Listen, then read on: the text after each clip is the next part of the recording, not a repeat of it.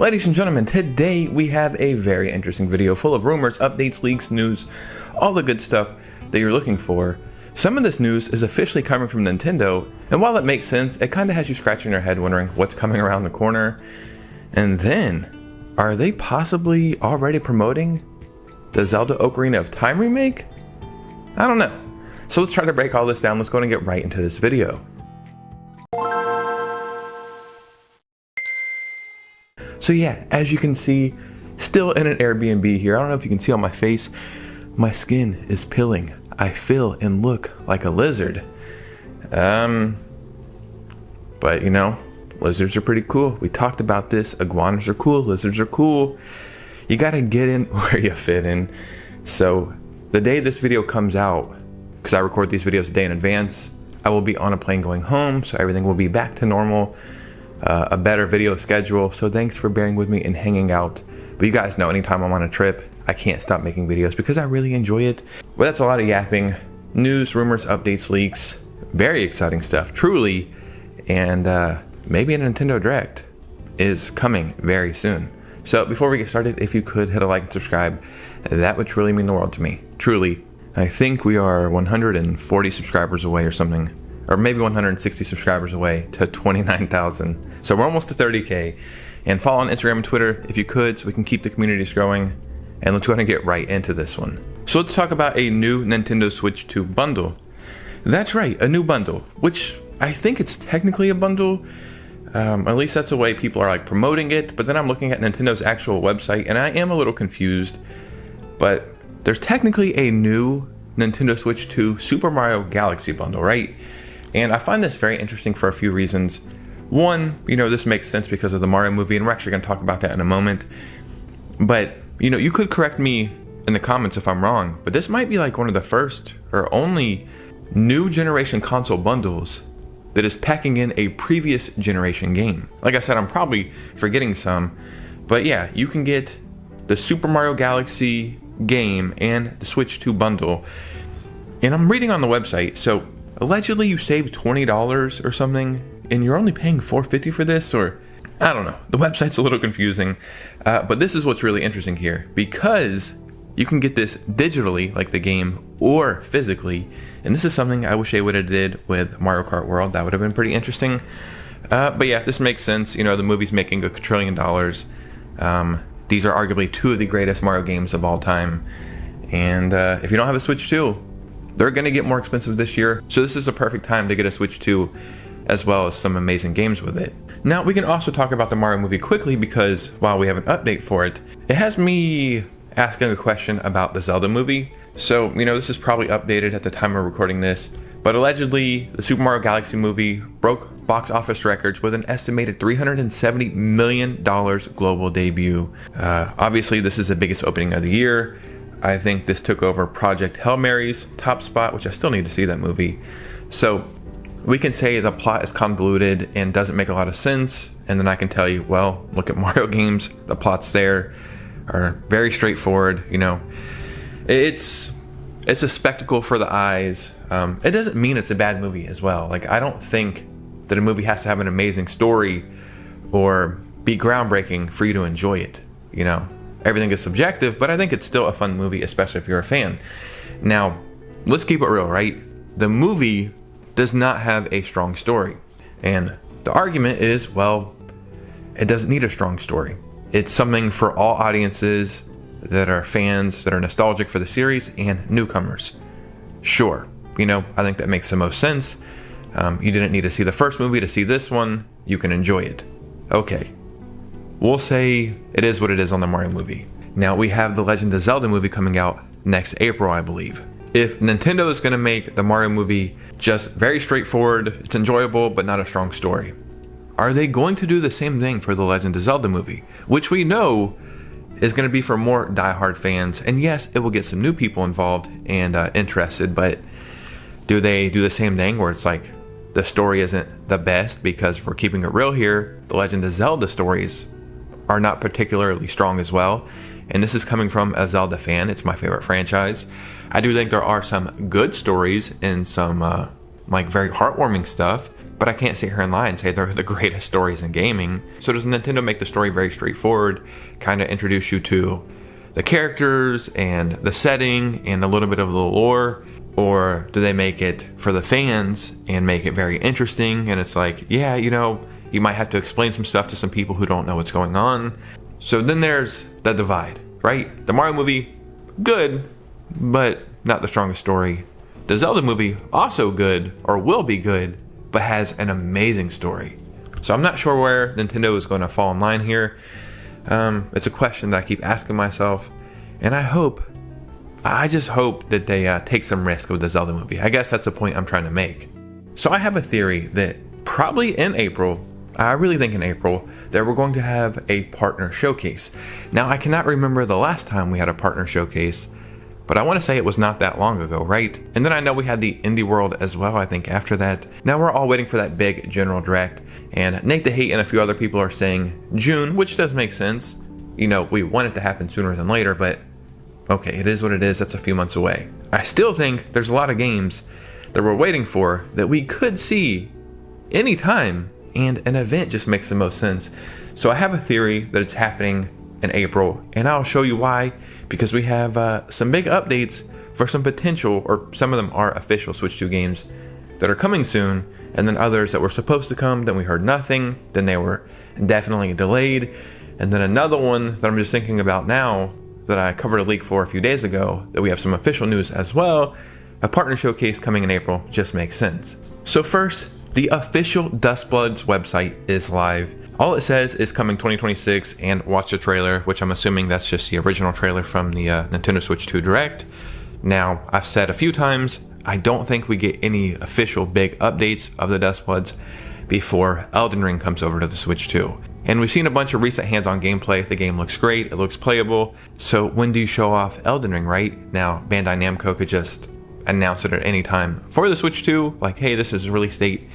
But you want to build up some hype. You want to do pre-orders, even though it's like kind of pointless to pre-order it. So in a partner showcase, you show off Elden Ring, and then in the big General Direct, even though it could be in a partner showcase, I think you show off Dustbloods. Now, a game I was very excited for, and I could play it on my PlayStation 5. But I thought, you know, it's not going to look the best on the Switch 2, but it'll still be fun, was Borderlands 4. Then Borderlands 4 came out, and even high-end PCs were having trouble playing Borderlands 4. And then I can't remember the dumbass, I think the CEO, God, what's the company that's under Borderlands? Gearbox, maybe? I can't remember, but whatever the dumbass CEO was like, yeah, well, you know, this is a premium product for premium fans, and blase. Yeah, dude, that's not what you want to do. I think the game is fun. Like, I haven't played it, but from the people who played it and were able to enjoy it, they said it's really fun. So I thought, well, you know, that doesn't sound promising, but I'll still wait for the Switch 2.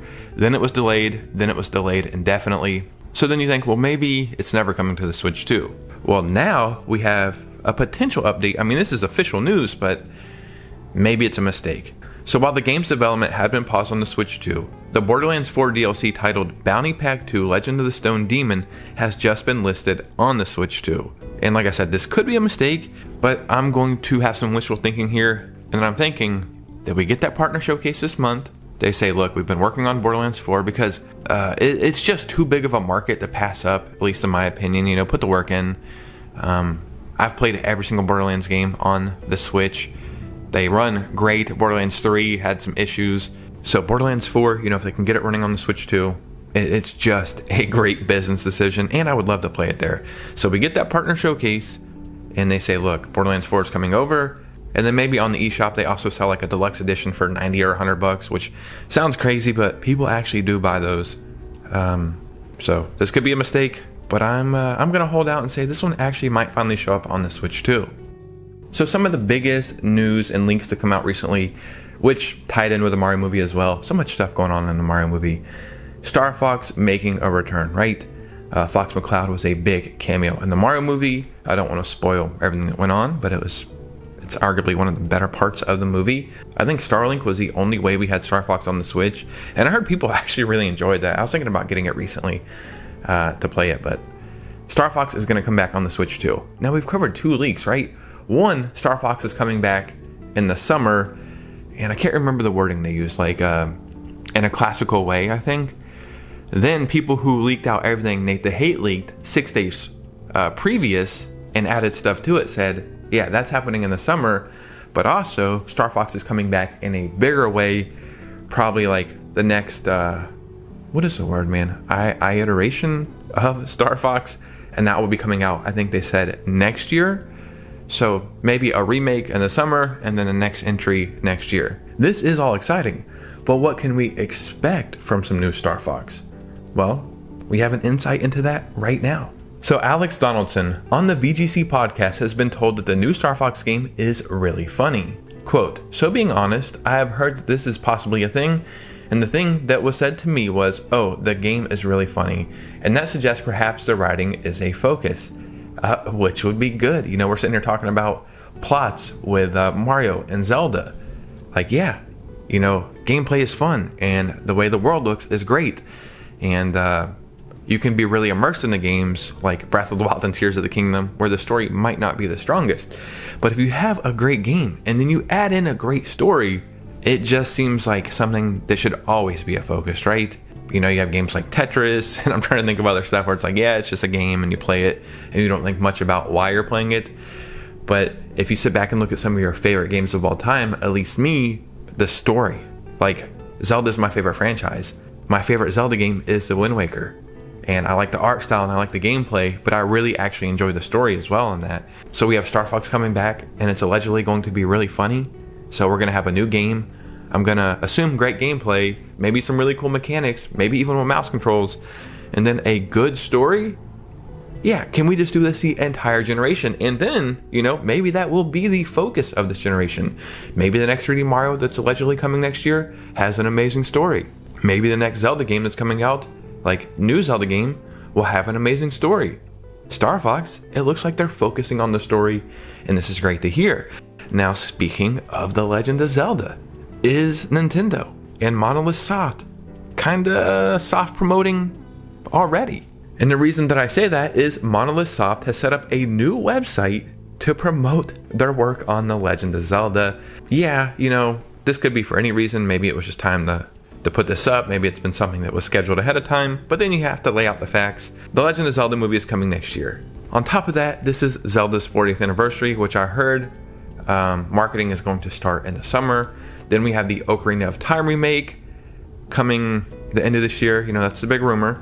And I've read a couple reports because the question is, well, if an Ocarina of Time remake is coming, who is going to be working on that? Because the Zelda team has to be working on the next big Zelda game. Well, who better than Monolith Soft? And I think I read a report. It might have not even been a report. It might have been from Aonuma himself. I know it was official news, though, either from Nintendo or the Zelda team. And they were saying they want to start giving more and more work to Monolith Soft. And it's like, well, what better time to do it than the Ocarina of Time remake? And if we take a step back and look, like, Nintendo acquiring Monolith Soft has to be the best acquisition in gaming history. Like, sometimes it works out and then it doesn't. Sometimes it doesn't work out at all. It just seems like it was something that was always supposed to be there. And then you have to remember they're also working on the next Xenoblade games. And I can't remember, I think I read another rumor they were working on a spin-off or maybe a new IP as well. But if Monolith Soft completely takes the reins, or like at least 90% on the Zelda Ocarina of Time remake, then that frees up the Zelda team to work on the next Zelda game. And then when Monolith Soft is done with the Ocarina of Time remake, well, then they will go and continue to help the Zelda team on the next Zelda game. And it's a really cool system I'm sure they have set up right now. So yeah, I think this kind of confirms that Ocarina of Time remake is going to be a majority developed game from Monolith Soft. You know, maybe this is even an insight into how the game will look, maybe the style of game. And I'm sure we'll hear more as the summer approaches, but everything is just starting to seem like super official, like all these rumors and leaks. And maybe the first year of the Switch 2, like, it was good, but I think there were some missed opportunities. I think starting in June, which will be the 1 year mark moving forward, all the things we were looking for, we're going to start getting them, man. New Star Fox, a new Zelda game, we have new Fire Emblem, and then other stuff that will be announced at that next Nintendo Direct. If you don't have a Switch 2, I'm telling you, the prices are going up. This is the time to get one, man. Some good stuff is on the way. But ladies and gentlemen, what do you think about this? Because your opinion matters most. So in the comments below, I would love to hear from you guys. So much stuff is happening, and it's very exciting. And you have to remember, I record these videos a day in advance. So tonight while I'm editing this, I'm sure new stuff will come out. It's awesome. So stay tuned for that as well. So in the comments below, let me know what you guys are thinking. And remember, if you made it all the way to this part of the video, you're amazing. Truly. Thank you. So hit a like and subscribe. Let's get to 30K. Well, first 29K, then 30K. Follow me on Instagram and Twitter so we can keep the communities growing. And consider becoming a channel member because weekly streams are starting probably this week, if not next week at the latest. And we're going to be doing giveaways and prizes and a lot going on. It's going to be every Thursday, I'm pretty sure. So stay tuned for that. And you guys know me. I'll see you very soon with a new video. Peace.